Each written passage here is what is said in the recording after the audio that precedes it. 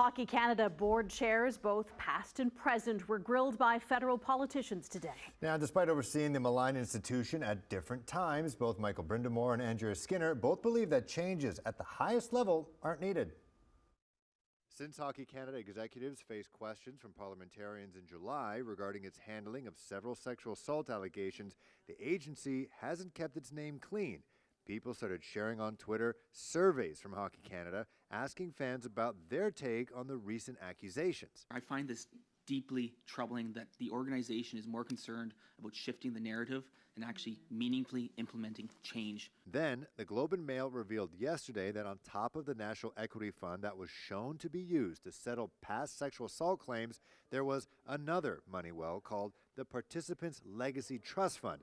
A financial source, new board chair and former women's national team member Andrea Skinner distanced from. I think that fund has been fundamentally misdescribed in the media, and that's very unfortunate. No funds from that trust have been used to settle claims. Trust arises from contributions made by Hockey Canada's members. Hockey BC, Hockey Alberta, Hockey Saskatchewan.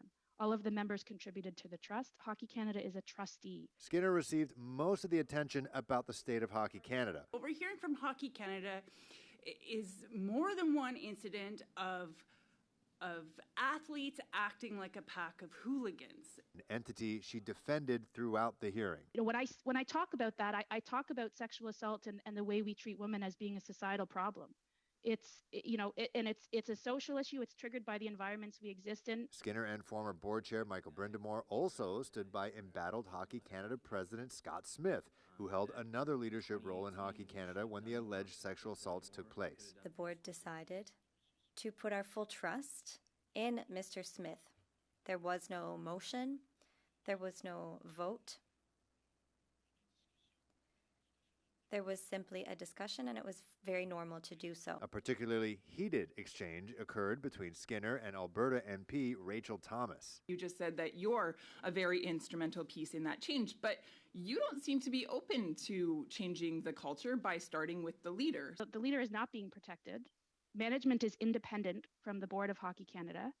Those lines are clear. Ms. Skinner, with all due respect, is it not the responsibility of the board to determine whether or not the leader of Hockey Canada stays?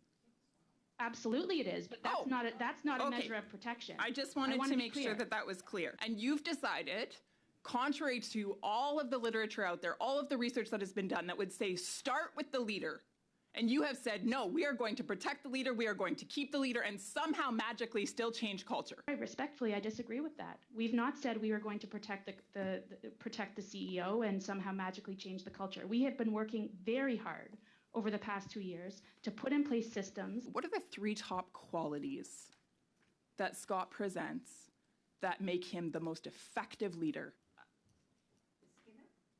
That's a question that Madam Chair, that I would have liked to have some surely your board. First of all, he's got an excellent team in place that is enabling us to be able to make significant change. And I appreciate that some may disagree or may not have that perspective, but I believe we are making significant change for the organization under that leadership.